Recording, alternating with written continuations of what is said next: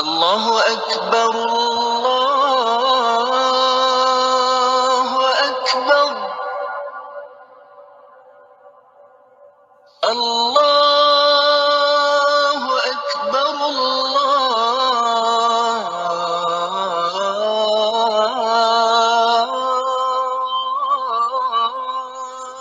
أكبر أشهد أن لا إله إلا الله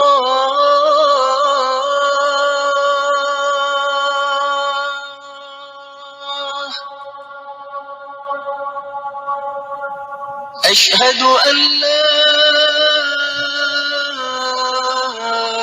إله إلا الله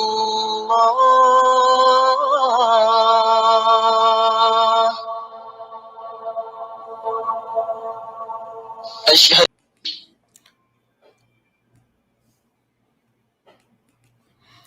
Assalamu alaikum, rahmatullahi wa barakatuh. Peace be upon everyone who's watching. My name is Kenny Bomer. This is Kenny Bomer Live on Consider This TV, where truth is made clear from falsehood. And I do bear witness there's no God other than Allah. And I bear witness that Muhammad is his final servant and seal of all prophets. And today we have a special guest with us, Mr. Heath Daniels. He is the author, Mr. Heath Daniels. And so welcome to the show, Mr. Daniels. How are you today? Oh, very good. Thank you. And thank you very much for inviting me. I'm very anxious to be able to express some of my views and inspirations. Great. I'm so glad that you've come to join us here today, and I'm looking forward to hearing your story and so forth. Mr. Daniels is the author of 4 books, and these are the books: The 3 Kisses, The Day of Judgment, Justice, and Don't Fence Me In. And you can find those at heathdanielbooks.com. And so again, thank you very much, Mr. Daniels. We're going to talk about these books today and what inspired you to write these books and so forth. But so let's start at the beginning. Let's start at the beginning and discuss a little bit about your life. And obviously, we know that you're Christian, and that in your books, which we're eventually going to get into, you do try to promote the idea of mutual respect for between Muslims and Christians regarding Islam and Christianity. And so may our God, our Creator, certainly reward you and bless you for doing that. But let's start at the beginning and tell us a little bit about your life, and go back as far back as you'd like into your childhood and what your religious beliefs were and so forth, and then we'll eventually get into the books. Okay, well, I grew up in the so-called Bible Belt of West Texas, which was exclusively, almost exclusively Jewish. I mean, exclusively Christian, but there was a substantial Jewish population here, all of whom had great mutual respect for each other. And so there was never any notion of any disrespect. And in fact, it wasn't until I was 21 and had moved away that I first heard the term anti-Semitism. I didn't know what it meant. And of course, Islam was not exactly unknown, but as I was going through school and taking the usual social studies classes, we heard the names of different religions throughout the world, and one of them was called Mohammedism. But there was nothing even remotely negative about that notion. It was just identified so. And I was first in the U.S. Air Force, and then I went back to school to get a PhD so I could become a professor. In school and in my professor's career, I ran across people who were from countries that were obviously Islamic countries. The we just never, the subject of your religious beliefs didn't come up. So I first, my career took me out of the United States. The first place out of the country I was in Germany, and I first encountered Islamic people there. The locals called them Turks. They were actually Kurdish. I found out later, but there would be a mosque here and there, but again, something I never really paid too much attention to. I lived for a short while in Spain, and that's where I first found out. It was in the city of Toledo.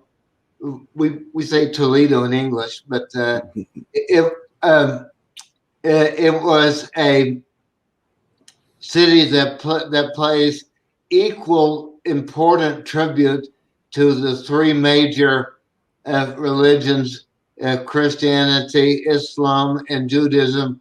All three of which had about equal importance, and in fact, the southern half of Spain was Islamic for a millennium or more. But again, it was historical, not. Then my career took me to Lebanon. That was where I first met Islamic people, and I mean close, I should say. And just for the listeners who may not know, Lebanon is a country that's about half Christian, half Muslim, and some minor little sects thrown in there.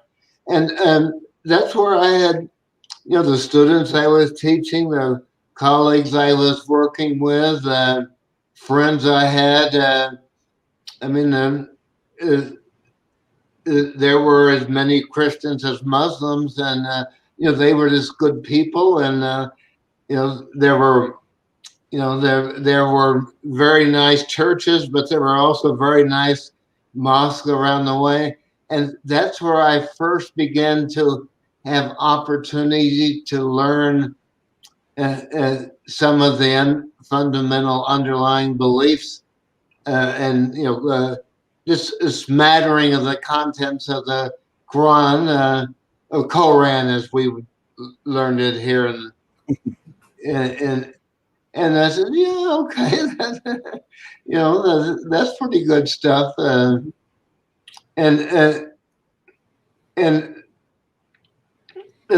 that's what first opened my mind up to the fact that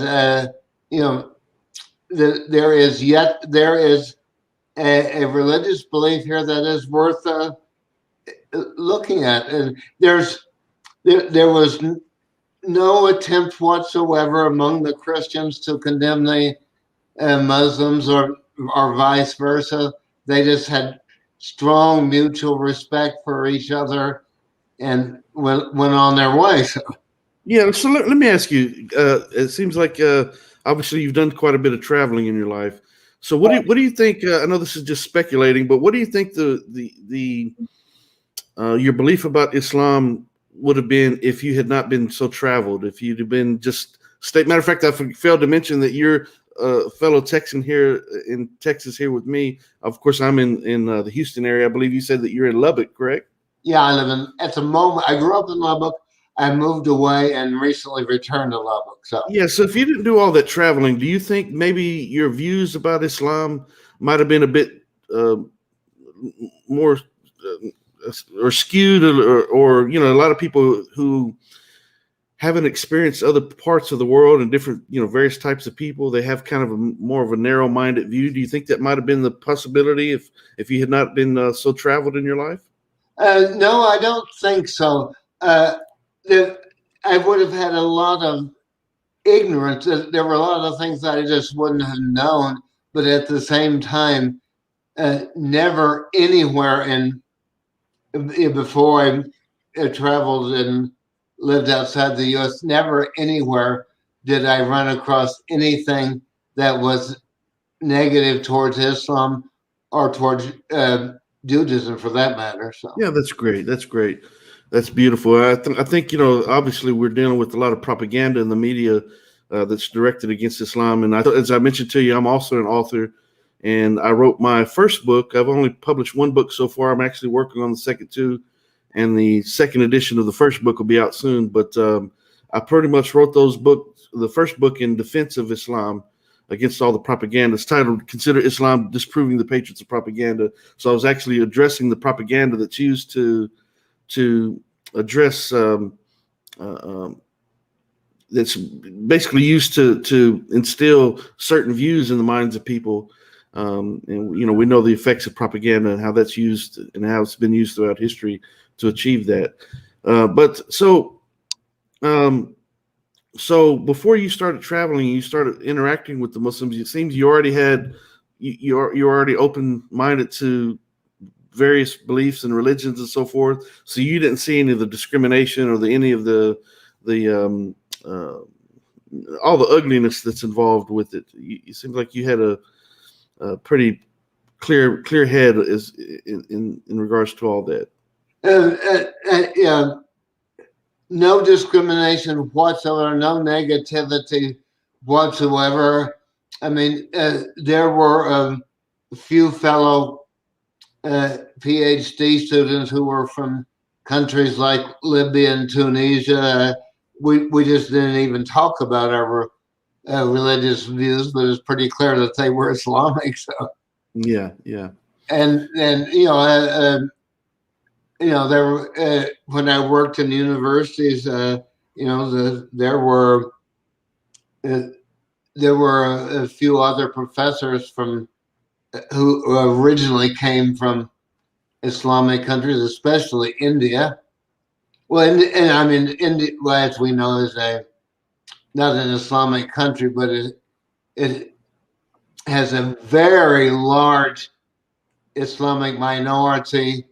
And I heard somewhere that India is the country that has the largest number of Muslims in the world. I believe it's Indonesia right now has the largest number. Indonesia.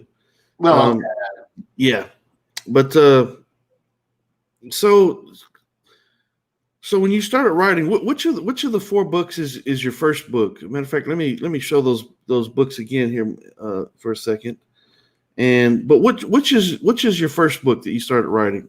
The first one is Three Kisses. Three Kisses. And so in each of these books, do you incorporate this whole idea of Muslim and Christian mutual respect for one another in all four books? Yes, definitely. Okay, so what inspired you in the Three Kisses?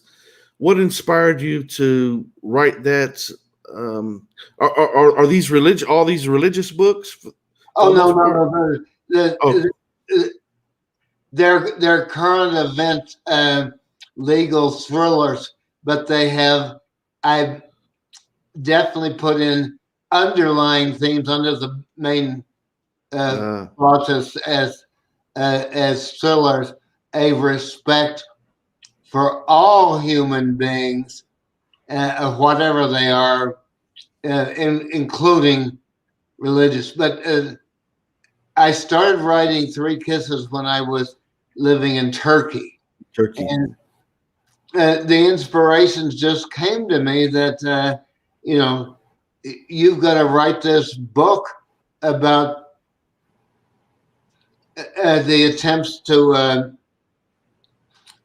infiltrate the United States by rather devious means. I won't go into too many details because I want the readers to read it. Yeah. But it just came to me that I had to have characters in here who were Islamic, and that's where I introduced one of my lead characters. He was from Yemen, and he was studying Islamic theology at the University of Minnesota. And the University of Minnesota, so I discovered, actually does have a course of studies that leads to getting a PhD in Islamic theology right here in the United States. Yeah. And he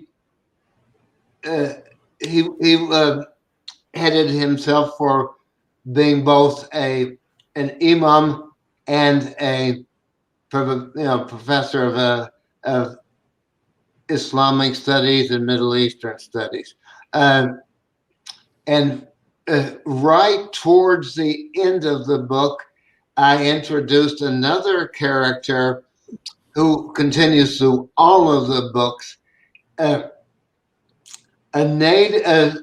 Lebanese American native of Dearborn, Michigan, who Dearborn, Michigan has the largest community of Islamic Americans in the United States. There's a beautiful, magnificent mosque, the Islamic Center of America, and he was, this kid who grew up in Dearborn found his way to the University of Michigan Law School, was a brilliant student and a lawyer, and he continues all the way through to be a practicing Muslim, but he's also a human being and a lawyer and a very loyal American. Yeah, alhamdulillah. Good. So let me ask you this before we get to the other three books and so forth. What was your let me ask you this. So did the events of 9/11, did they inspire you? Matter of fact, when did you first start writing Three Kisses? It was actually at New Year, but going from 2005 to 2006. I don't remember whether I did it on December 31st or January 1st, but it was during the New Year holiday in Turkey. Okay, interesting. So you already started. You said 2005, 2006. Yeah, and that was 3 years after 9/11. Yeah. I was living in Germany when 9/11 occurred. So how did that whole event on 9/11? Did that inspire you to want to say, you know what? I've met Muslims throughout the course of my life, and I don't see the things that they're trying to portray in the media. I don't see those things in the character of the Muslims that I've met. Was that kind of part of your inspiration? Yes, yes, definitely. So, right now I need to bring up a point that I may emphasize heavily in the second book. Just because a person calls themselves Christian doesn't mean they are. The original religious terrorists in this world were crusaders who called themselves Christians, but most definitely were not. And then there's the Ku Klux Klan, and very, very recently the attack on the U.S. Capitol. Yeah. But I emphasize strongly, by the very same token, just because a person calls themselves Islamic doesn't mean they are. That's right. The persons who attacked of 9/11 were very, very obviously went against the basic tenets of Islam as expressed in the Quran. So that went through my mindset as I was writing. Thank you so very much for saying that, because there's a lot of people that think otherwise, obviously, and I think, but people who are willing to look at the facts and consider the fact that, like you have throughout the course of your life, that you have Muslim neighbors all over the place. And that's one of the points that I was trying to stress in my first book, is that you have Muslims in your community all the time, and you don't recognize it because unless you see a Muslim woman wearing a hijab, wearing the head covering, your Muslims are your doctors and your lawyers, and you see them at the grocery store, and they're out in the community everywhere, and they're not trying to hunt you down. They're not trying to force Islam on you. They're just other people just trying to live their life and be happy. And it seems that you certainly that's what you believe about the situation. So that's great. Well, and when I moved back to Lubbock in 2014, I discovered that there's an Islamic presence here. There's over at Texas Tech University, there's an Islamic Student Center, and there's also a mosque in town, and the Muslims who are the women don't wear hijabs. Mm-hmm. Yes, not all Muslim women do. It's certainly encouraged, but there are Muslim women who don't, and a lot of people have misconceptions about that as well. In Islam, the women aren't forced to wear the hijab, but they're encouraged to wear it, and by wearing it, they actually receive blessings from our Creator for doing so. But they're not actually forced to wear it. Now, there are some Muslim countries where it's a more part of society, and it's more expected that because it's more a part of society as a whole. That these Muslim countries, that it's more expected than because of the social structure. But it's not something that's it is stressed that the women have to wear it. It just says that they need to dress modestly and so forth. Yeah. But anyway, I don't want to get sidetracked on that. But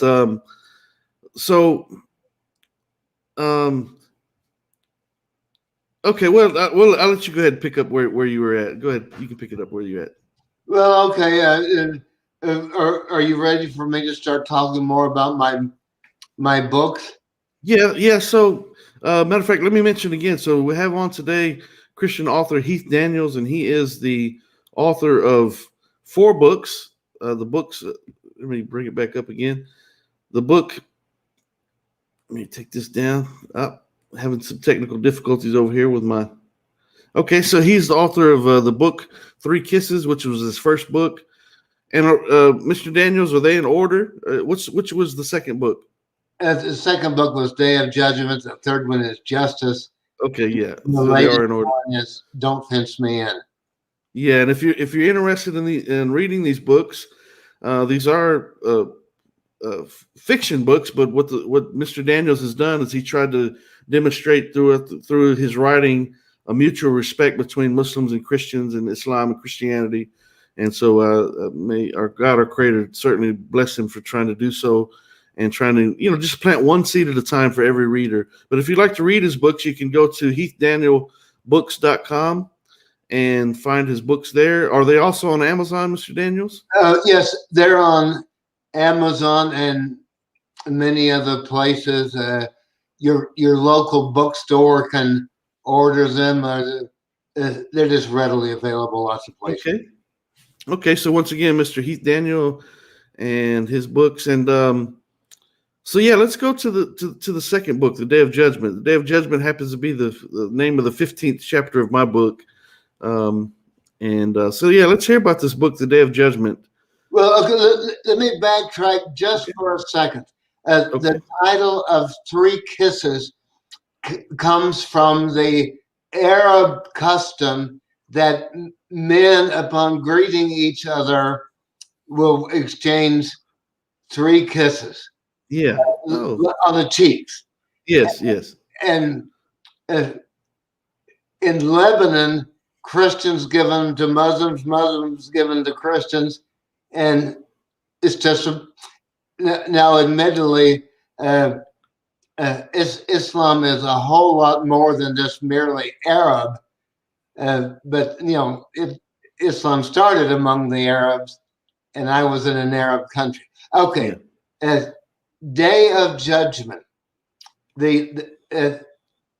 As I point out, it has a double meaning. there's a day of judgment in the federal courts of the United States, but there's in one of there's a funeral scene of a Muslim character, and the imam makes a point of the day of judgment where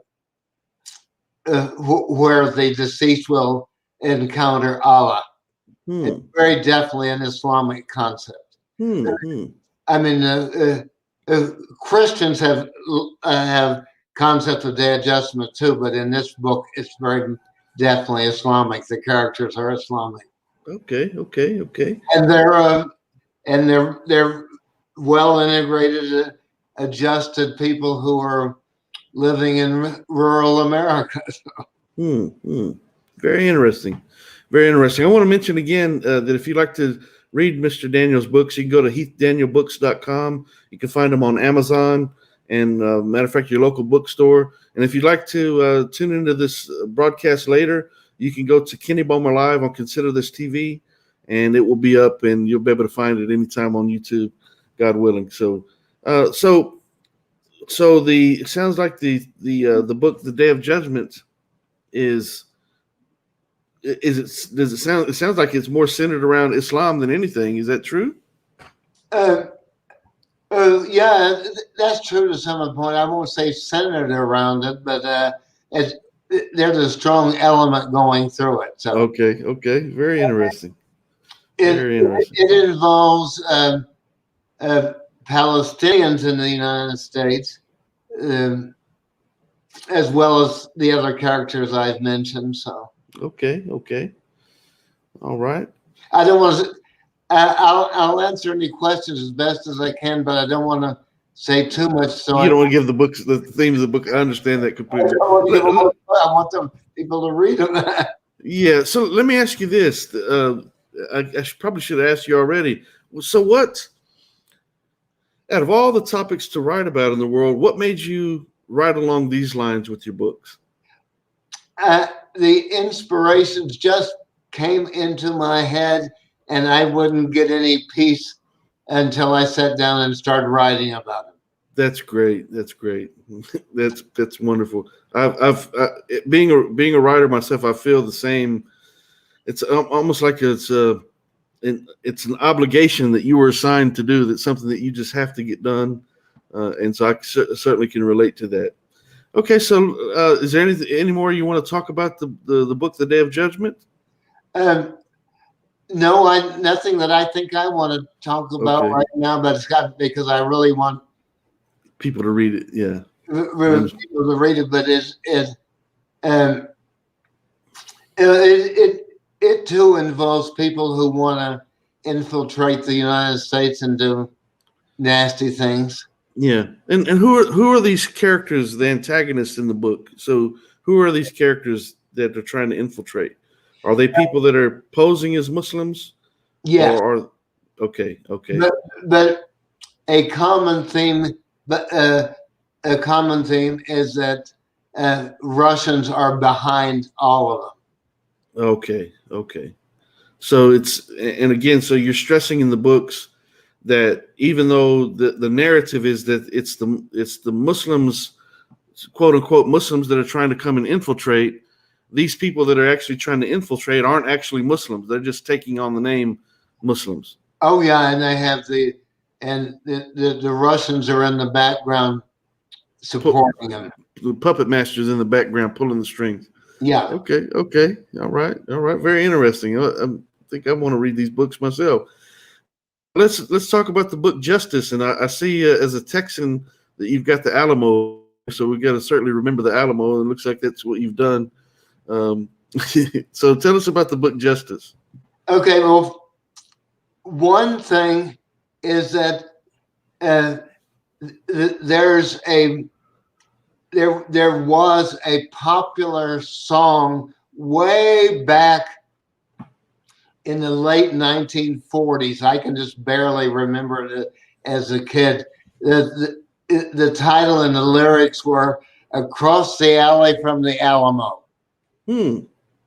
And as it turns out, the U.S. federal courthouse is well, it's across the street, not across the alley from the Alamo.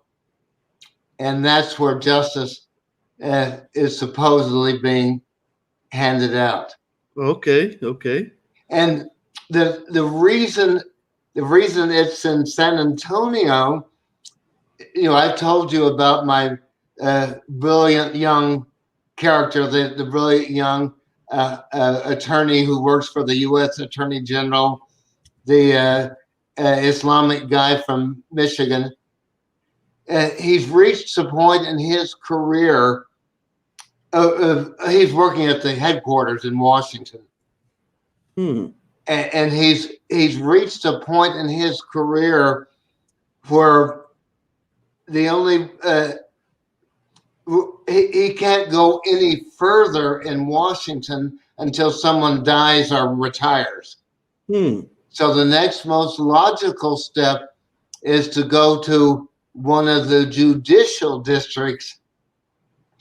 And so I did a little bit of research, and I discovered that one of the largest, if not the largest, judicial district in the United States, both in population and geographic size, is the Western District of Texas. Oh, wow. Okay. And its main office is in San Antonio.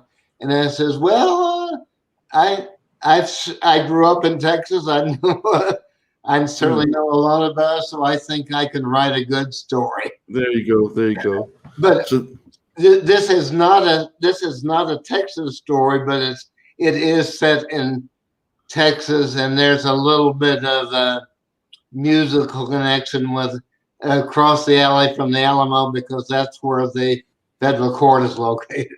Okay. Okay. Very interesting. And that one deals around Somali Muslims who were resettled as refugees in the U.S. Okay. Okay. I mean, that's pretty well known. I mean, the U.S. government has resettled Somalis in several different places in the U.S. Okay. And in my fictional story, they're resettled in a very obscure little town of Redwood, Texas. Redwood. Okay. Okay. And where's Redwood located in Texas? I can't even remember. I had to find it on a map. It's a suburb of San Marcos. So okay. I've heard of it, but I don't remember where it was located. It's about halfway between Austin and San Antonio. Okay. But even though it's a suburb of San Marcos, I mean, the city limits touch each other, but the county line separates them too. Okay. Okay. And that adds to the legal side of the drama. Okay. And these among this group of Somali refugees, one of them designates himself as an imam and establishes a mosque in Redwood, and interesting things. Very interesting. That's very interesting.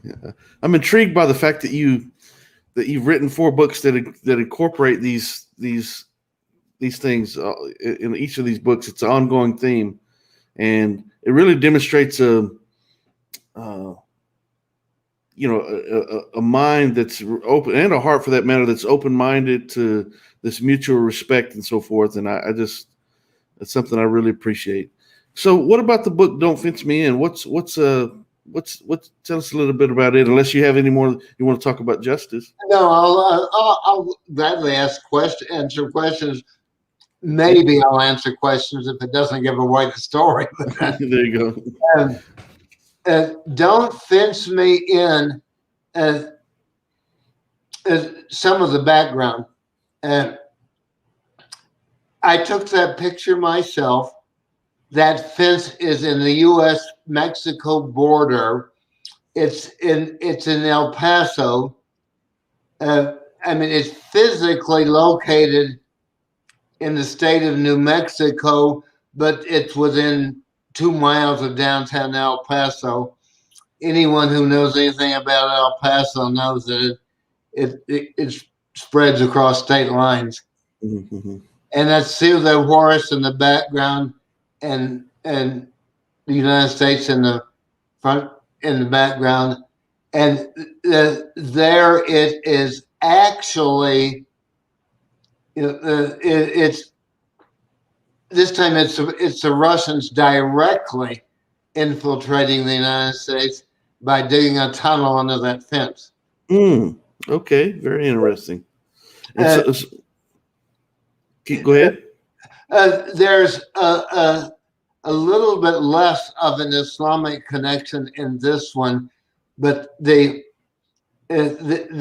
tunnel opening, the Russians co-opt the Iranians to help them out. I see. And the Iranians build a mosque,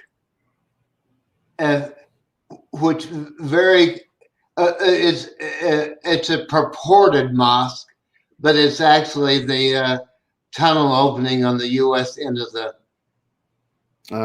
Okay. And again, this main character, our brilliant young lawyer, he has been moved to El Paso because that's still in the Western District of Texas. And he's in charge of the U.S. Attorney General office in El Paso. His wife, a Muslim American from Dallas, is a medical doctor. She's an OBGYN, which makes it very convenient because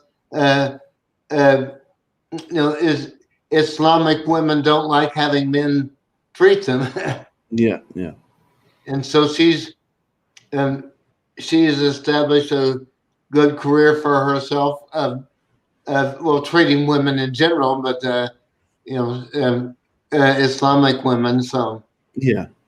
But Islam plays a much lower role in this book than in the others, but it's definitely there. Okay. Let me ask you: do we see any of the same characters, or any? Do we see any of the same characters in any of these books? Yes, that brilliant young lawyer. Oh, the lawyer. That's what I thought. That's what I thought. He runs through. Okay. So it's kind of centered around his life, and he's actually a Muslim lawyer. Yeah, he grew up as a Muslim in Dearborn, Michigan. So okay.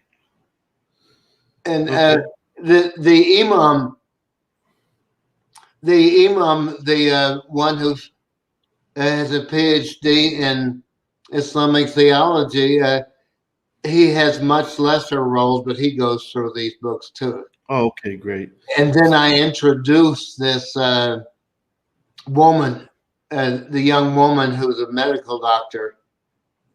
Okay. And her father, her parents are from Lebanon, and they settled in Dallas, and where he has a sporting goods business. Muslims, Lebanese Muslims are well known for having a niche for being in business. Mm-hmm. And their acts in searching, doing some of my research, I found that there actually was a very similar family in Dallas. So they actually exist. Of course, I fictionalized it a whole lot because I don't want to involve real people. But yeah, sure. But I mean, there are plenty of Islamic people in Dallas who are in business. So. Yeah, absolutely.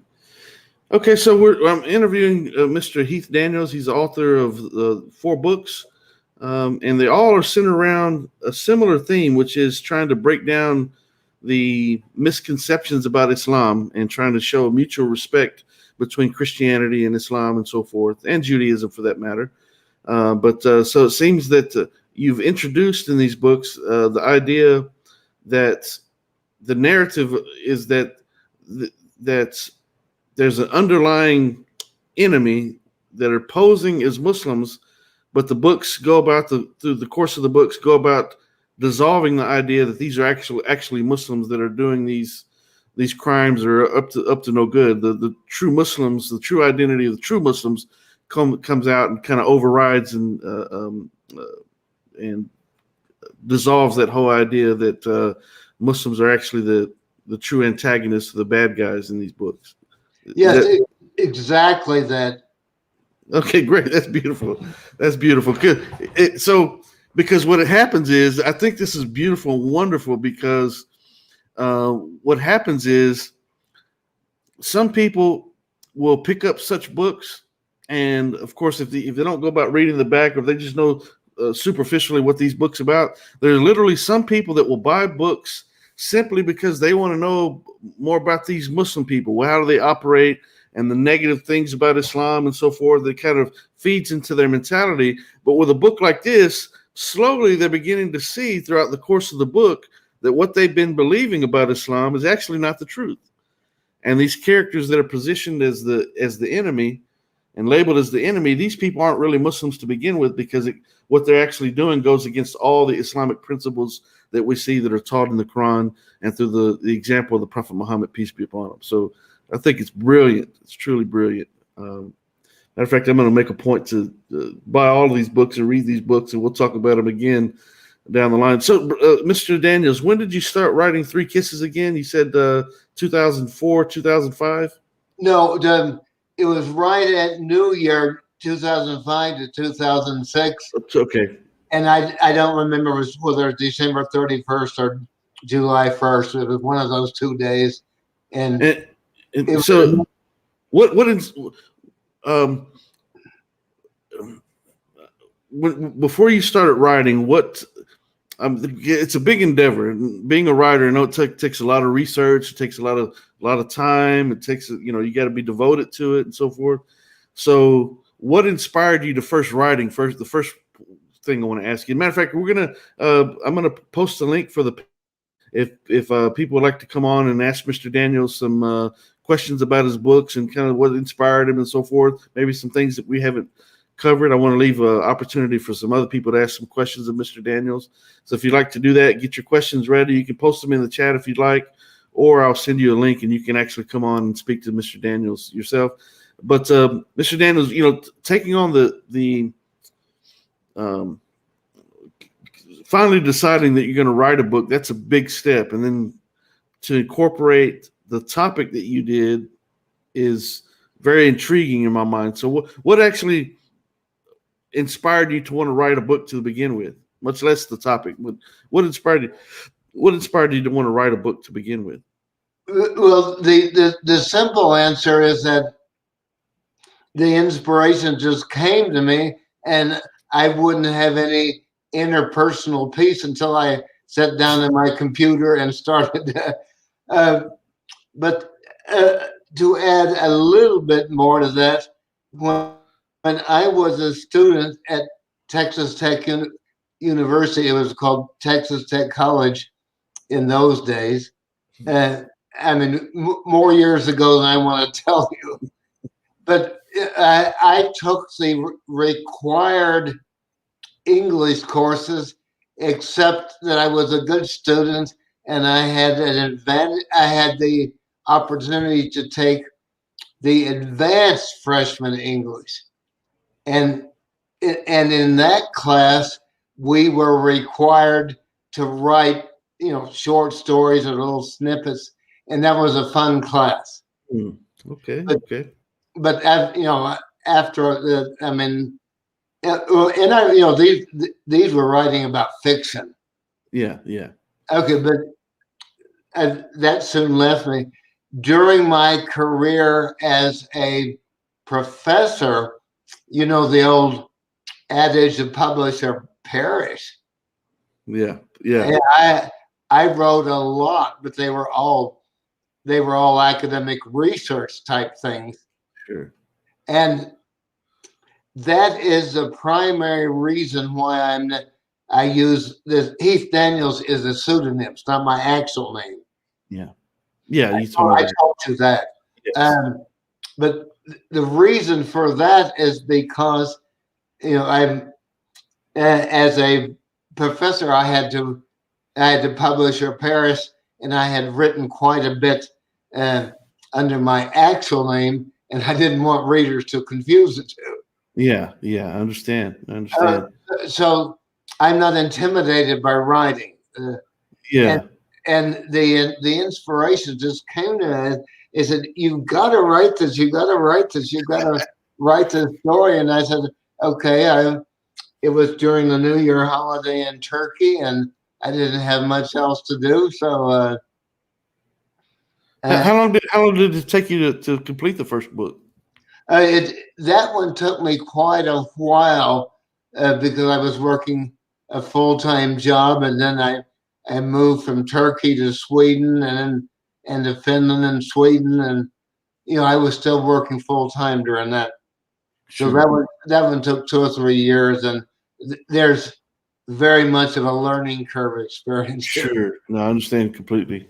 But the last one, that Don't Fence Me In, took, well, maybe 6 months.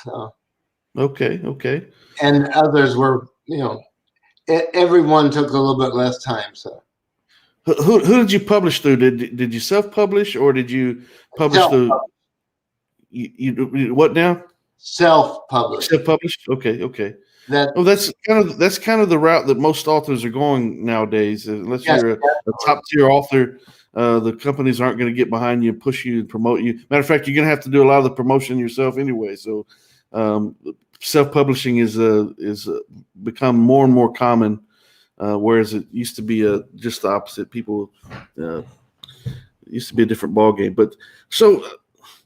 I think this is beautiful. Matter of fact, so listen, if you want to ask Mr. Daniels a question, I'm going to post a link here in the chat here in a moment for you to come on and ask a question, or you can again present a question in the chat, and I'll read the question from there. Okay, so I'm going to make a point to purchase these books. I'm going to get all 4 of them. I'm going to read these books and maybe somewhere along the line have you come on and we'll talk about each book individually, and we'll talk some more about this because I think it's beautiful that you've taken on the task of breaking down misconceptions and misunderstandings about Islam. And even though the book seems to have a theme that the Muslims are the bad guys, actually it's just the opposite. Throughout reading the book, it seems that the book is going to tell you that no, what you've been thinking was the bad guys, not actually the Muslims at all. It's actually these people that are imposters that are not actually following true Islam. They're not following Islam at all. As a matter of fact, they have political agendas and so forth. So I'm going to make a point to get these books, God willing, and I'm going to read these books. Let me go ahead and get this link ready in the chat, and for people who want to come on and ask you a question. So again, if you'd like to purchase the books by Mr. Heath Daniels, which is a pseudonym, but if you'd like to do that, one thing I do want to ask you myself is, do any of your colleagues and family, do they know about these books? And how do they respond to it? Like, the theme that you're writing about, because of all the Islamophobia in the world, a lot of people, when they see someone that they know converting to Islam or reverting to Islam, matter of fact, let me tell you this. Right after the show today, I'm going to have a discussion with the lady in Ireland, and it's going to be a private one-on-one discussion. She wants to ask some questions about Islam, and she wants to do it when her family's asleep, because she doesn't want her family to know that she's asking questions about Islam, that she's curious about Islam. because sometimes there's backlash there. So have you seen any backlash from any of your previous colleagues or any family members that may question why are you writing somewhat? Because when I hear this book, to me it's promoting Islam in that you're promoting the real Islam and not these misconceptions, these misunderstandings that a lot of people have. Therefore, you're actually defending Islam. In my mind, as a Muslim, I appreciate it because I see you going about the task of actually defending Islam in your writing by breaking down these misunderstandings and misconceptions. So based on that, have you had any negative feedback from anyone about these books? No, not in the slightest. No, my friends have all been very accepting and positive and given a lot of constructive criticism. Same thing with family. Not all of them are avid readers, but at the same time, there's certainly been not even the faintest real backlash or Good. negativity. Oh, at one time, my son uh, made. Oh, I think he made some negative comment about Islam, but he was talking about the fake Islam. Your term about the imposters. Yes. I corrected him pretty quickly. Good. He accepted it. So. Okay, so I'm going to post the link in the chat. If anyone would like to come on to the panel and ask Mr. Daniels a question, just click on the link. You'll see it there in the chat right now. And so that's great that you haven't had any backlash because unfortunately that is something that is common when a lot of times Muslims lose family and friends and so forth simply because they've reverted to Islam. They might have grown up in, atheist families or Christian families or Jewish families, and they decide they want to become Muslims, and they lose a lot of family and friends along the way because of it sometimes. So I'm glad you haven't had any backlash for your writing and so forth. Again, so this is Mr. Heath Daniels, and you can find his books at heathdanielbooks.com. And let me post this up here again. Mr. Heath Daniels. There it is, heathdanielbooks.com, or you can find the books on Amazon, your local bookstores as well. And so again, thank you, Mr. Daniels, for coming on and talking about these books. So if you'd like to ask Mr. Daniels a question, feel free to post a question in the chat, or you can come to the panel and ask your question live if you'd like. So let me ask you this: when was the last book complete? About a year ago. I'm trying to think that it's now April, but maybe it was a year and 3 months ago. I mean, I was all set and ready. I had book signing tours lined up in Colorado, and I was ready to go to El Paso and then we had a pandemic. Yeah. And it was, books, I guess a lot of them still are closed to the public. So yeah. So yeah. So Mr. Daniels, are you working on any new books? Or kind of taking a break. Well, I wouldn't call it taking a break. I've got all sorts of things swimming around my head for subplots, but there's so much extreme uncertainty in the world going on now. I haven't found a good plot line to carry the things through. So I'm waiting a little bit for things to settle down in the world. I've done the same thing with my writing. I'm working on 2 books at the same time right now, and it's a process. And if unless you're a writer, you don't really understand a lot of that process. Might just simply be thinking, but it's a process. Taking notes, maybe jotting down a little note here to yourself, but it's I wake up in the middle of the night and I'm thinking about these matters, and the best way to explain it. It's a process.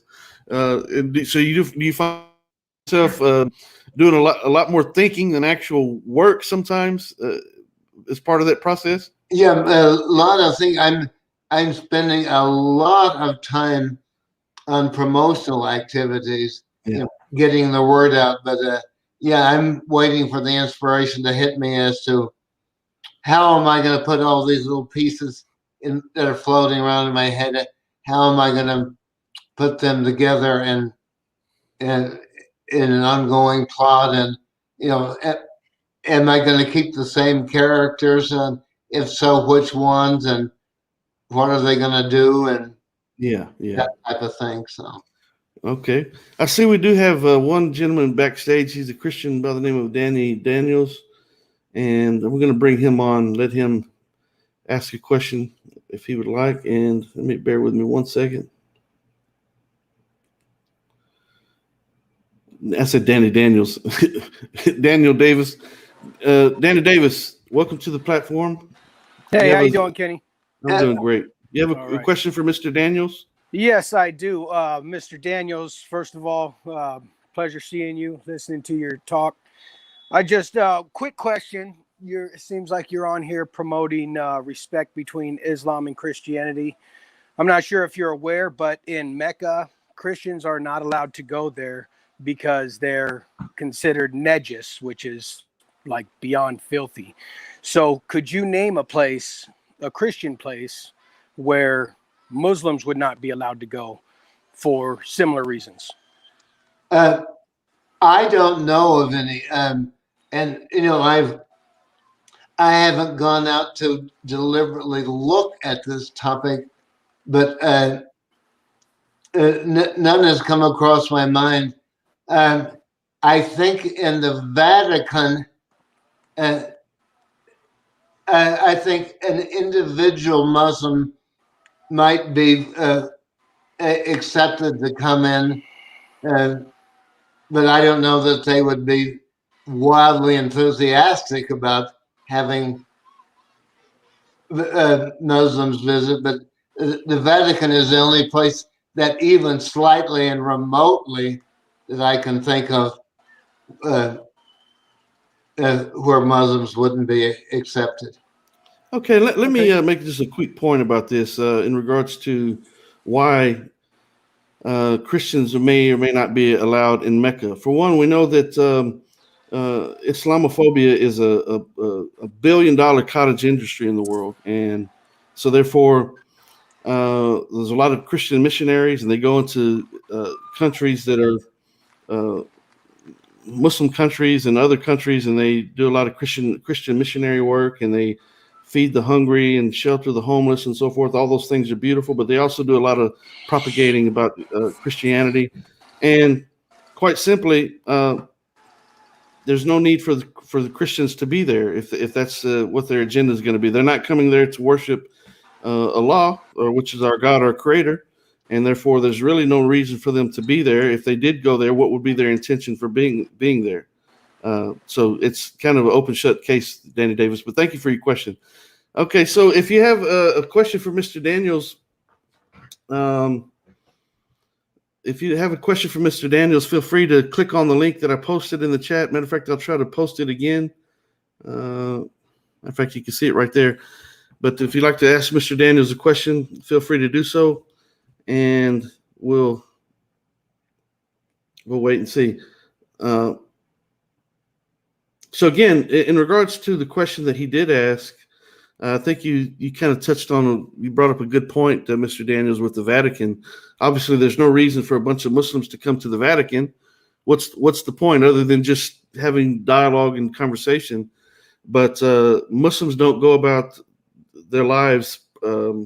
We do dawah, which is sharing our faith with others, but we don't have mass campaigns and a lot of money put behind this act of sharing Islam with people. Matter of fact, I don't get paid to do what I'm doing right now, and I constantly talk about Islam.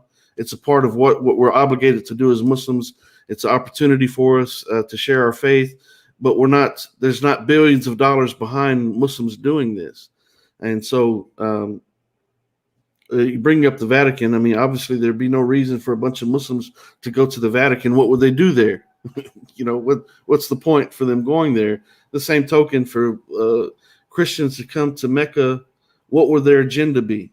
When people go to Mecca, they're going there for the Hajj and going there to because it's a part of our requirement as Muslims. It's one of the 5 pillars of faith to make the journey to Mecca at least once in our lifetime if we have the financial means to do so. And why are we doing that? We're going to worship our Creator. Not that our Creator's in Mecca, but it's a representation of the faith in that we all come together, and it breaks down the whole issue of race and nationalities and all these things.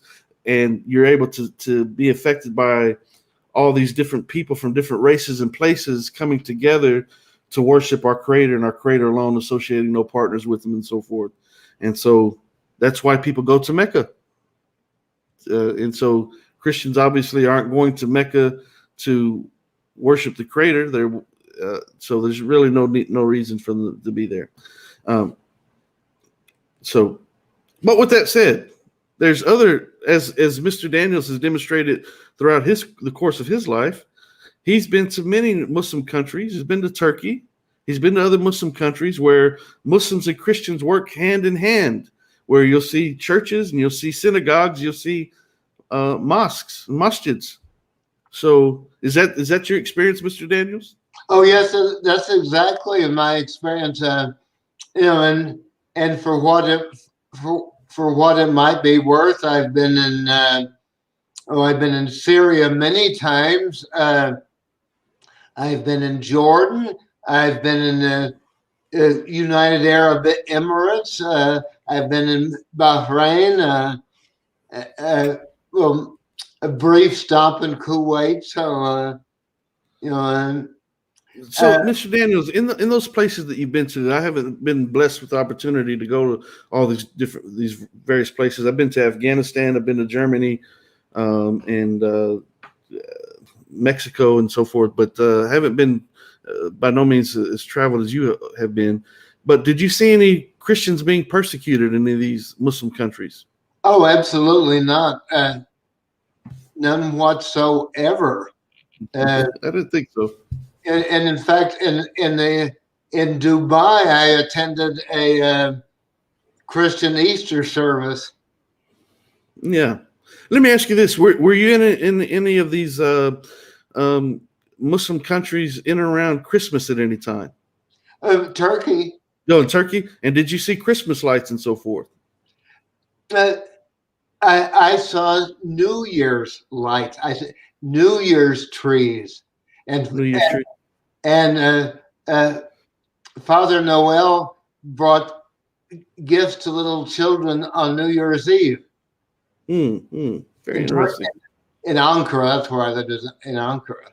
Okay. And then I lived in Lebanon 3 years, so I was there at Christmas, and I was in Jordan on Christmas Day and a few days in East. I was just a tourist in Jordan. And were the Christians allowed to practice their religion freely, Mr. Daniels, in those Muslim countries? Oh, totally and completely. Alhamdulillah, good. And I already knew the answer to that, but I just wanted, for the people who have different views and they've allowed the propaganda to lead them astray. This gentleman here, he's writing about these very issues, and even though these are fiction works, he's gone about the process of trying to eliminate and break down these misunderstandings and misconceptions between Christians and Muslims. And thank you, Mr. Daniels, for doing so. We do have another gentleman backstage, brother Muhammad. Assalamu alaikum, brother. How are you? Wa alaikum assalam. Do you have a question for Mr. Daniels? We can barely. You Yes, sound like you're a yes. little bit.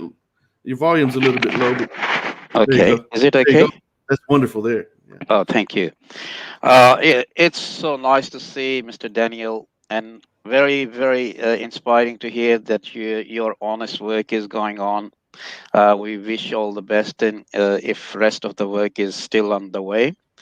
Uh, I had no question for a change, but then a gentleman named a previous guest came over, so I had to come on the panel to talk about it a little bit further. When the gentleman, previous guest, said that why Christians are not allowed in Mecca, and they considered as najis. Najis is a word where it's translate as uh, not clean, not filthy, but not clean. Now, let me highlight a little bit issue here. It's not just Christian are not allowed in Masjid al-Haram. It's Muslims from every other parts of the world. They need to apply first. It's We have a lot of restriction on us as well. It's for everybody. If they allow everybody to go in there, ah, that will be chaos. So they have a proper guideline who can go, and it's like a lottery. Because if all over the world people are able to go to Masjid al-Haram in Mecca, then that there will be chaos. There will be millions and millions of people standing there, and it's priority given to those people who supposed to be there. That's why it's not just Christians. Actually, everybody else is minus. Only people who believe in that masjid or holy place, they are allowed first to go. I remember my father passed away at the age of 86. His whole life, the deep desire was that once he can go there. He Mhm. applied so many times, but lottery did not come for him. So it happens to a lot of Muslims as well. Even they have means to go there. Even they have, they can support themselves to go there, but they still have to wait for their turn. And it's like a lottery for a lot of huge population of Islam. You know, So brother Muhammad, I'm majority glad of you. them, they will never able to go. Sorry, yes, go ahead, brother. Yeah, I'm so glad you brought that up because I didn't even think about that aspect of it. Yes, In that there's so many Muslims trying to go there that it's hard enough for the Muslims to go there. As a matter of fact, I was supposed to go last year, and the pandemic happened, and I wasn't able to go. Yeah, alhamdulillah, you know it's part of life. But there's so many Muslims trying to go there that there's no room for the Christians to come to begin with. But if the Christians did come, why would they be there? They're not going to the Kaaba. yes. What would be their purpose for going there? So it kind of speaks for itself if you're willing to step back and look at the situation and understand, and you don't allow this propaganda to impose itself upon you and mislead you and lead you astray and lead you to believe that Islam and Muslims have some kind of agenda against There against is, Christianity or yeah, any other no, faith. no, no. Matter of fact, There is no. Mr. There is Daniels is no a test. agenda at all. There is no Yeah, agenda at all. right, Mr. Matter of Mr. fact, there is Daniels. a protocol. Actually, there is a protocol certainly selected for that particular area. Even Saudi Arabia, as I heard that they are opening up visitor visas for non-Muslims as well. But for going into the area where is a huge number of people walking around, already crowded, they want to have a crowd control. They want to prioritize who's supposed to be there, who's supposed not to be there, and that's understandable. Yeah. So sorry about that, brother Kenny. No, Thank you thank you, for brother. letting Thank you for us have a view. no, thank you, brother, for coming on and adding that to the conversation. But Mr. Daniels' life itself is a testimony to the fact that because how the number of countries he's been to, he hasn't seen any signs of Christian persecution from Muslims. He's saying just the opposite. He's saying the Muslims and the Christians working hand in hand with one another, and that's what's inspired him to write the 4 books that he's written. Am I correct about that, Mr. Daniels? Yes, that's That's correct. And I thank Brother Body for making his comments. I was going to add that Christians are not the only ones that are prohibited. It's non-Muslims who are prohibited. But for that matter, until very, very recently, the entire country of Saudi Arabia would not allow tourists. And I've I've landed on airplanes in Riyadh when I was on flights to and from Qatar. That's another Islamic country I've been in. But even though I was sitting in an airplane in the Riyadh airport, no one would have been allowed off of that airplane unless it was a Saudi citizen who was using that as a flight to and from home. So. And so, Mr. Daniels, if I'm understanding correctly, it didn't matter as long if you weren't a Saudi citizen, be you Muslim or non-Muslim, you couldn't come. Correct? That's right. That's right. So it had nothing to do with the religion or anyone's beliefs or lack thereof. Even the Muslims couldn't go to Saudi Arabia because it was a requirement that you had to be a Saudi citizen. So, unless you had some very specific business that you needed to do in Saudi Arabia. Yeah. But had nothing to do with the religious, no religious reason for keeping the people out. It was just primarily. Exactly. Yeah. And and another information came to my knowledge about this two days ago from one of my sister's kids are there in Saudi Arabia. So they shared that information that Saudi Arabia has placed heavy fines, despite the fact you are Saudi or anyone. If you are going inside the Masjid al-Haram without permit, you will be heavily fined. Even Saudis themselves, for very reason now, they are monitoring everything. You have to have permits. It's not just they lavish themselves a lot. They don't. It looks like sometime, yes, but they're just applying a regulation strictly. So what happened now? They apply to themselves that everybody who's going in to the Masjid al-Haram, even is a Saudi or is a worker, whoever going in has to be monitored.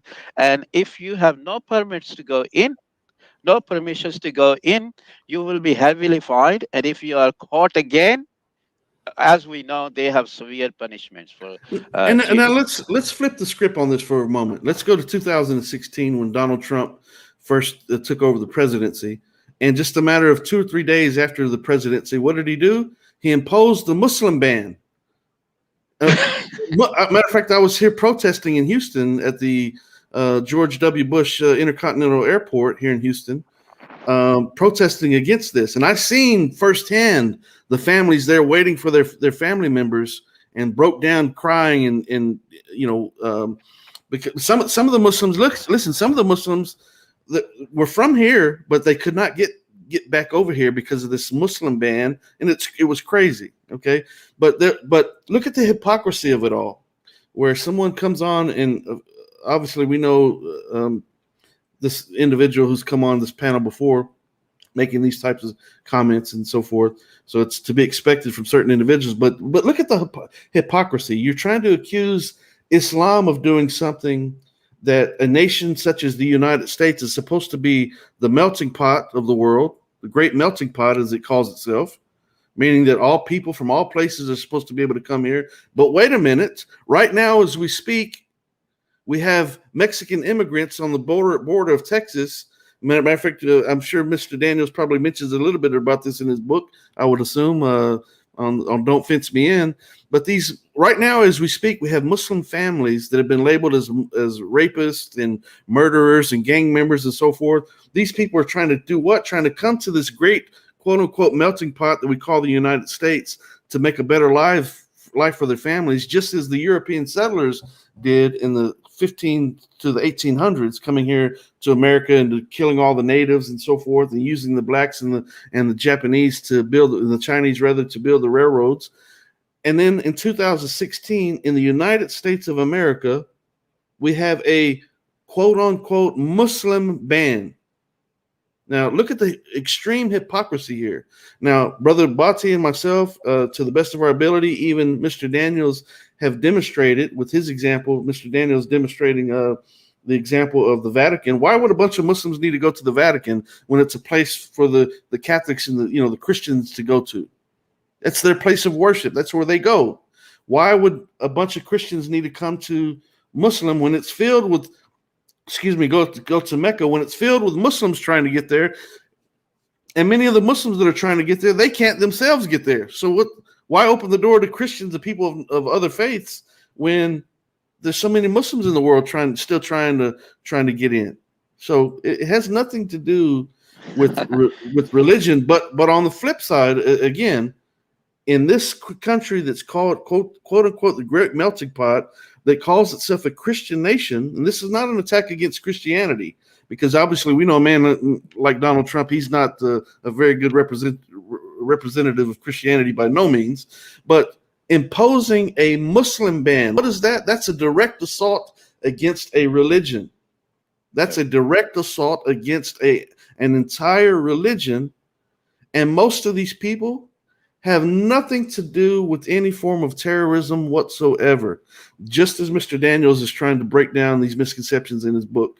He's gone through the course of writing 4 books to do what? To break down these misunderstandings and these misconceptions. And I do pray that our God, our Creator, does bless you for this endeavor on the Day of Judgment, Mr. Daniels. Even though these are works of fiction, there's true elements involved in these writings. And I look forward to reading all 4 of these books, as a matter of fact, and use these as a testament and a testimony that I actually spoke to Mr. Daniels on April the 11th, 2021, a man who's been well-traveled. He's experienced many different Muslims all over the world, different countries and so forth. And in his eyes, being a Christian, he's seen no form of Christian persecution in these Muslim countries. On the contrary, he's seen the Muslims and the Christians working together in mutual respect for one another. And that's exactly what Islam teaches. And that's what true Christians also do. And may Allah have mercy on anyone who does anything contrary to that.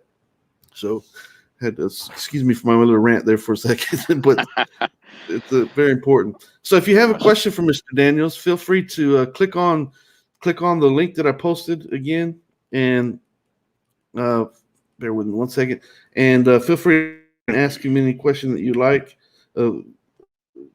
Say any question that you like, any question about his books and his.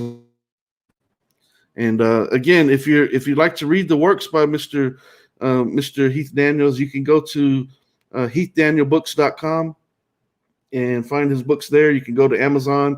You can go to your local bookstores, and you can find his books there. And if you'd like to email him directly, maybe ask him some questions about his life, you can email him at heathdanielsauthor@gmail.com.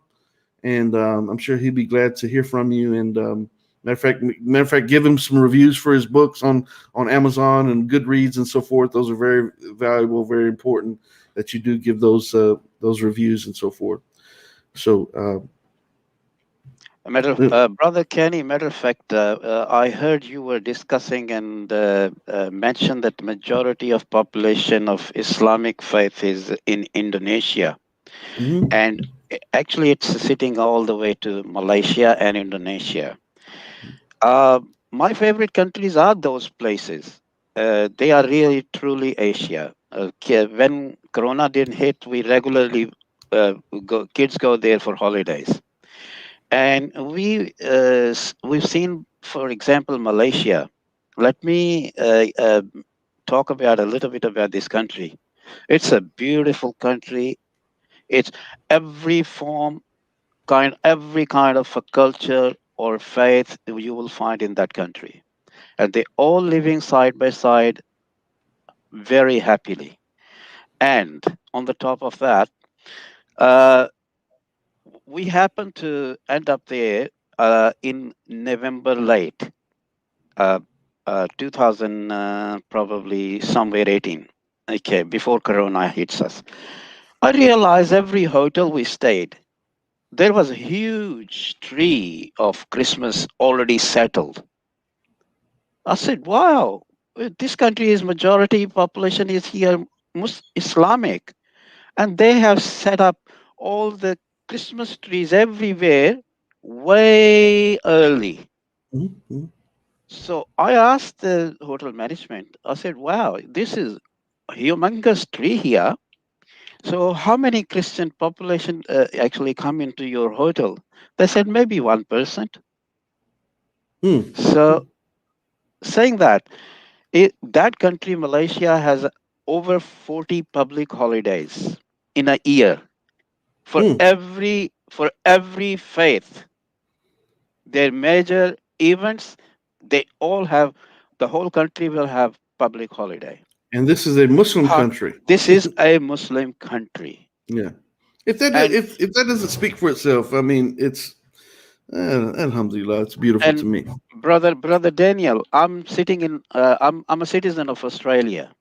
I'm very happy this country is beautiful. No no point saying that I'm not happy here as in Australia. But in Australia or countries like Australia, they will say, "Oh, we are very multicultural." But look at Malaysia. That's a true example. Every faith, their important days in is are included as public holiday. When we have Eid here or couple of events for Islamic calendar, no one knows because it's inclusive only verbally. And see that speaks this speaks volumes because a Malaysia, um, making sure that each and every other person's, regardless of what they are, each and every faith group has their holidays respected. I mean, that Yes, speaks volumes to what Islam teaches. Let there be no compulsion in religion. You know, we're not trying to impose Islam upon you or trying to make you become Muslims. That's a gross misconception, and it simply does not happen. Matter of fact, if Muslims are trying to do that, you're actually stepping outside of the fold of Islam by doing so. They're not doing that. That's the whole point. But they've been taught time and time again that that's what the agenda is for Muslims, and it's just simply not true. And I thank you, Mr. Daniels, for taking time to talk to us about your books today. I don't want to hold you up any longer, but if any closing remarks from you about your books or anything that you'd like to say, or maybe leave the people with an impression about what you're actually trying to achieve with writing these types of books. Well, I thank you so very, very much. I'm just overwhelmed at if what you're doing here, and I'm just delighted to be a part of this. But I felt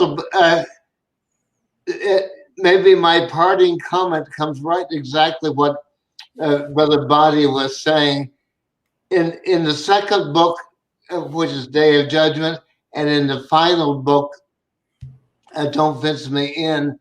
Uh,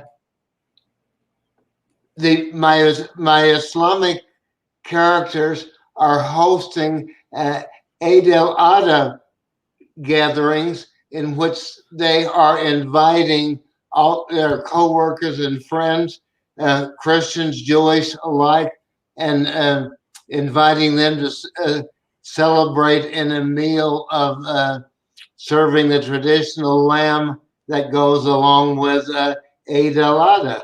So, Alhamdulillah. This is yeah. beautiful. Listen, Mr. Daniels, I don't know if you realize the blessings that you will receive on the day of judgment for what you've done. Oh, And some, wow. yeah, I mean, it's because this is for you to be inspired to write this type of book. For one to be inspired to write any book is a great thing. But to write these types of books, even though these are fictions, there's so much truth that's involved in them. Because obviously, for you to know that, Mr. Daniels, you had to have witnessed that somewhere along the way, or something similar to it, based on what you just mentioned. You had to know that this is a part of the Islamic way of life. Otherwise, it'd be ridiculous for you to write that into the book if it wasn't a part of what is a common practice in Islam. That excuse me, that people are allowed their religious freedom. They are allowed to worship as they wish. Now, that doesn't mean that the Muslims are going to agree with what they're doing, but we're not supposed to impose our will upon anyone. And it goes back to the days of the Prophet Muhammad, peace be upon him, when the Muslims after having been persecuted for a number of years and been run out of Mecca because of their religious beliefs. The Muslims come back 10,000 strong, 10,000 Muslim soldiers ready to come do battle if they need to take over Mecca again and take back this house of Allah, and to rid it of all the stones and statues and false deities and so forth around there. And what do? They let everyone go. No one was taken prisoners or enslaved, as I mentioned in my previous debate last week or whenever it was with Samuel Green. And guess what? There were treaties put in place, and the pagans were still, despite the stones and statues being destroyed and removed from the Kaaba, they were still allowed their religious freedom. The Christians were allowed to worship as they wished. The Jews were allowed to worship as they wished. And that was right there in Mecca. Now, in modern times, as we've covered, there's no reason when all you get millions of Muslims trying to get into Mecca to complete one of the 5 pillars of Islam. There's no reason for Christians or people of other faiths to be there when the Muslims are having a difficult enough time trying to get in themselves.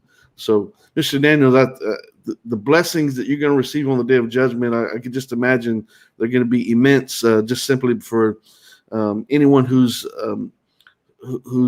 led to understand Islam in a more enlightening way, and anyone who's had these misconceptions, these misunderstandings broken down because of your writing, multiple blessings are going to stack up on the Day of Judgment. So I'm going to go about the work of promoting these books myself on the show. I guarantee you that. Oh, wow. Yeah.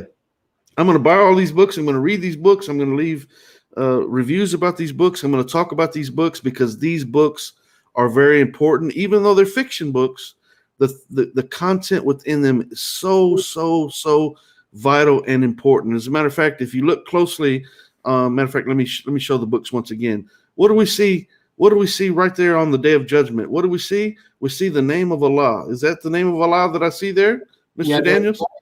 Alhamdulillah Rabbil Alameen. So, and right under justice. And guess what? Allah is one of the 99 beautiful names of Allah, is the most just. Allahu Akbar. So yes, it's only fitting that I think it's wonderful. I think it's beautiful. I think it's totally beautiful. So may our God, our Creator, bless you, Mr. Daniels. Obviously, you are a Christian, and we respect that. But this work that you've done, trying to create a mutual understanding between Muslims and Christians, and Islam and Christianity, is so important. And I wish we had more Mr. Heath Daniels in the world doing the same work. So, any last final statements? Well, yeah, and blessings back to you, and eternal gratefulness and appreciation for what you're doing, and especially allowing me to come on. And I'm very eager to continue to interact in whichever way that you want to interact. And again, thank you just so very much. It's been an hour and a half, but the time has just flown. I can't believe it. Yeah, I don't want to hold you up too long, but maybe we'll have you come on and talk a little bit in the future segments as we talk about these books more and so forth. And after I read these books, get on, have you come on and talk about your perspectives, because you are well-traveled and so forth, what your experiences are, your personal experiences, and what you've seen in these Muslim countries and these interactions between Muslims and Christians and so forth. I think that would be a beautiful thing to do, have you come on for certain segments. So again, may our God, our Creator, bless you, Mr. Daniels, and I thank you for taking your time out to come and share your story with us and share these books with us. And we're going to keep trying to promote them, and we're going to talk about them quite often in days to come. So, alhamdulillah. Mr. Brother Muhammad Bhatti, you have any final words for Mr. Daniels? Oh, no, thank you very much. I'm so glad that I'm among you guys on the panel. Thank you for letting us in, Brother Kenny. Very happy to see some honest people around us. We are not many left. Despite the fact, does not matter what faith we come from, the beauty always shines. If you have honesty and beautiful soul in there, it comes out, and we're seeing it today. Thank you, Brother Daniel, for being around. I see a couple of names in the chat. What I'm going to do is I'm going to give about 2 minutes, for any final questions for Mr. Daniels. I'm going to give one final question, and if you'd like to come on and ask one final question, we have about 2 minutes, and then we're going to go ahead and close out if we don't have anyone come to the panel before then. But if you'd like to come on and ask Mr. Daniels a final question, feel free to click on the link that I just posted in the chat. Make sure you hit subscribe, like, and share. Make sure to go to heathdanielsbooks.com. Let me put it up again. heathdanielsbooks.com. You can also find Mr. Daniels' books on Amazon at your local book dealer. And just look it up. You can find it, heathdanielsbooks.com. And if you'd like to contact Mr. Daniels directly, you can email him at heathdanielsbooks. Matter of fact, it's Heath Daniels, not Heath Daniel, but so there's supposed to be an S in there. And let me fix that. Let me fix that real quick. If you'd like to email, it's Heath Daniels, right? Yeah, with the S. Daniels. Yeah, I'm so sorry about that. HeathDanielsBooks.com, or you can email Mr. Daniels at HeathDanielsAuthor@gmail.com and ask him any questions you'd like or hear more about the story or whatever. But I see Brother Charles in the chat. Brother Ace, assalamu alaikum to you. Sister Rabia, and everyone, thank you for watching and tuning in. And be sure to hit subscribe, like, and share. And while we're waiting just a minute or so to see if anyone joins the panel, let me just make a quick note about tomorrow's show. Tomorrow's Monday? Yes, tomorrow is Monday. And tomorrow I'm going to be engaging in a discussion with a Christian gentleman by the name of David Montgomery on the topic, God or Jesus, who is more deserving of worship? And obviously we know we say Allah in Arabic, but God or Jesus, our Creator or Jesus, who is more deserving of worship? So we're going to be engaging in a discussion tomorrow at 7 p.m. Eastern Standard Time. So that'll be 6 p.m. here in Houston or here in Texas. And so be sure to tune into that. Also, on Tuesday, I don't have the ad set up yet, but on Tuesday we're going to be interviewing a former pastor who is now a Muslim. I got a few very, very interesting interviews coming up in the next week or so. So be on the lookout for those. And let me see if we have anyone who's trying to come on or anyone asking any question. It doesn't seem so. So Mr. Daniels, once again, thank you for coming on today. I look forward to having you on the show again in the future to tell you, to talk about your perspectives and promote these books and so forth. And look forward to seeing you write some more books in the future, God willing. Okay. So, again, thank you so much, and blessings upon you. All right. Thank you, Mr. Daniels. All right, Brother Muhammad, assalamu alaikum. Assalamu alaikum to everyone in the chat. I do bear witness there's no God other than Allah, and I bear witness that Muhammad is the final servant and the seal of all prophets. And so thank you for watching. Assalamu alaikum. Rahmatullahi wa barakatuh. الله